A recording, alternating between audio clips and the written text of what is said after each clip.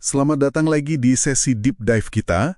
Hari ini kita punya materi akademis yang cukup menarik nih ya, seputar analisis pasar properti. Betul. Kita kan sering dengar ya, ada istilah harga, biaya, terus nilai properti. Sering banget disebut-sebut. Tapi pertanyaannya, apa ketiganya itu sama aja? Nah, itu dia. Dan gimana sih sebetulnya para analis itu memahami potensi sebuah properti di pasar? Yuk kita bedah bareng-bareng. Oke, siap. Ya, ini memang fundamental banget ya. Tapi seringkali konsepnya itu ketuker-tuker. Iya. Sumber yang Anda kasih ini bagus, menyoroti perbedaan penting antara harga, biaya, dan nilai. Terus juga ada dua jenis analisis pasar nih yang penting, market study sama marketability study. Oke. Jadi misi kita sekarang, kita coba urai ini, biar Anda dapat pemahaman intinya yang jelas dan praktis gitu. Sip, langsung aja deh. Kita mulai dari yang paling dasar. Harga, biaya, nilai. Gimana bedainnya? Oke, ini penting banget nih, jangan sampai ketukar. Jadi menurut sumbernya, harga atau price itu simpelnya fakta sejarah. Fakta sejarah maksudnya? Jadi, angka rupiah yang beneran dibayarkan waktu transaksi properti itu terjadi. Pada waktu tertentu ya. Ini kesepakatan spesifik antara satu pembeli dan satu penjual aja. Oke. Jadi harga ya harga transaksi itu ya? Clear. Lalu biaya? Nah, kalau biaya atau cost, ini hubungannya sama produksi atau penciptaan propertinya. Oh, ongkos bikinnya gitu ya? Iya, betul. Semua pengeluaran buat bangun atau memperoleh properti itu.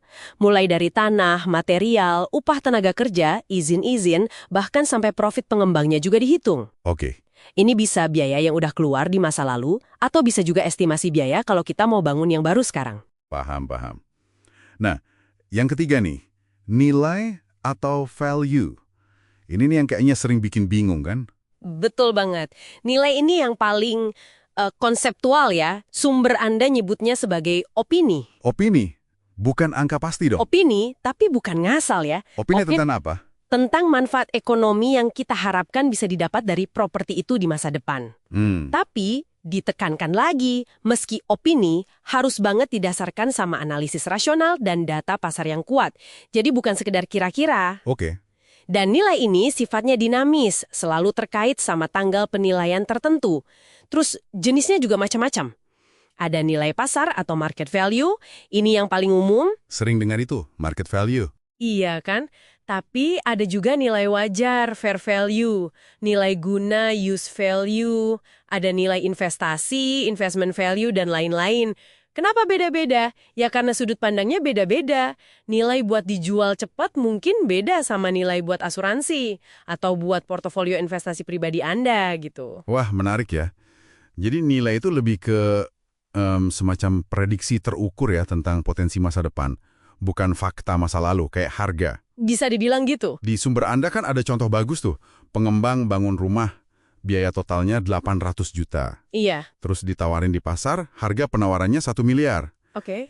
Laku setelah nego, harga transaksinya jadi 950 juta. Oke. Tapi pas dinilai sama penilai independen, ternyata nilai pasar wajarnya itu cuma 920 juta. Nah, itu contoh bagus. Ini kan berarti harga transaksi itu nggak selalu sama ya dengan nilai pasar wajarnya. Kok bisa gitu? Bisa banget. Banyak faktornya. Sumbernya nyebutin beberapa kemungkinan. Mungkin aja ada hubungan istimewa antara penjual sama pembeli. Oh, kayak keluarga gitu ya? Bisa jadi. Atau salah satu pihak kurang informasi. Nah, ini yang sering disebut asymmetric information. Satu pihak tahu lebih banyak dari yang lain. Oh, iya ya. Bisa juga karena ada tekannya nih. Misalnya harus cepat jual atau harus cepat beli. Atau mungkin syarat pembiayaannya khusus nggak biasa. Oke. Semua itu bisa bikin harga transaksi jadi ya melenceng gitu dari nilai pasar yang seharusnya. Makanya di sini peran penilai independen jadi penting. Mereka ngasih patokan nilai yang lebih objektif. Jadi penilai itu kayak wasitnya gitu ya? Bisa dibilang gitu untuk urusan nilai. Intinya sih harga, biaya, nilai itu saling nyambung tapi jelas nggak identik. Dan semuanya itu goyang terus tergantung kondisi pasar. Paham bedanya? Ini penting banget buat lihat potensi untung atau malah resiko pas transaksi. Paham. Berarti selisih antara harga sama nilai itu bisa jadi peluang atau malah jebakan ya? Oke, selain 3 konsep dasar ini, ada lagi nih di sumber Anda soal 2 jenis studi pasar.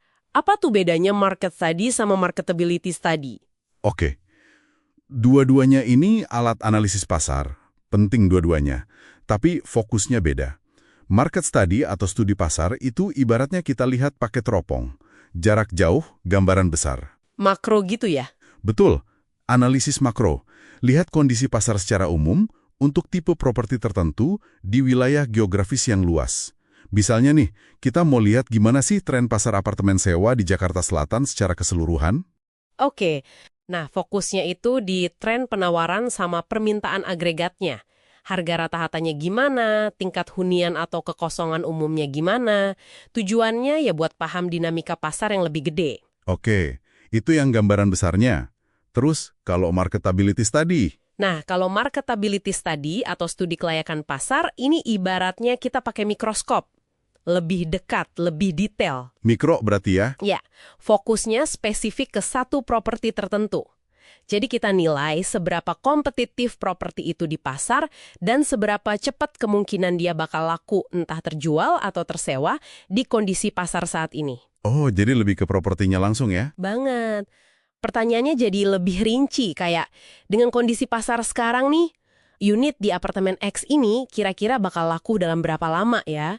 Analisisnya jadi lebih dalam soal keunggulan properti itu sendiri, siapa aja pesaing langsungnya, terus estimasi absorption rate atau tingkat penyerapannya gimana. Jadi, market study ngasih konteks luasnya, pasar umumnya gimana, terus marketability study itu kayak nguji nasib satu properti spesifik di dalam konteks pasar itu.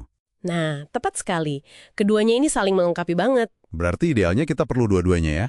Idealnya begitu. Anda perlu paham gambaran besarnya, market study, biar tahu kondisi medan perangnya kayak apa. Tapi Anda juga butuh analisis tajam, marketability study, buat tahu seberapa kuat pasukan atau properti spesifik Anda buat bertarung di medan itu. Pakai dua-duanya, wah, itu dasar buat ambil keputusannya jadi jauh lebih kuat. Oke. Jadi kesimpulan utamanya nih ya, harga itu fakta transaksi masa lalu, biaya itu ongkos produksinya, dan nilai itu prediksi terdidik tentang manfaat ekonomi di masa depan. Tiga hal ini beda, tapi saling terkait. Betul. Dan buat analisis pasar, kita mesti bedain antara market study yang lihat hutannya secara luas, sama marketability study yang periksa satu pohon spesifik kita. Persis. Udah dapet intinya tuh. Nah, sebagai bahan pemikiran penutup nih buat Anda, Sam. Boleh apa tuh? Tadi kan kita sempat singgung ya, gimana harga transaksi itu bisa beda dari nilai pasar. Salah satu sebabnya karena informasi yang nggak sempurna, asymmetric information itu tadi. Iya. Nah, coba deh direnungkan. Gimana kira-kira keberadaan analisis nilai yang objektif dari penilai profesional ini sebenarnya bisa bantu menciptakan ekosistem pasar properti yang lebih efisien, lebih transparan, dan mungkin lebih adil buat semua pihak. Mau itu pembeli, penjual, atau investor. Menarik tuh pertanyaannya. Ya kan? Itu sesuatu yang menarik mungkin buat Anda eksplorasi lebih jauh lagi nanti.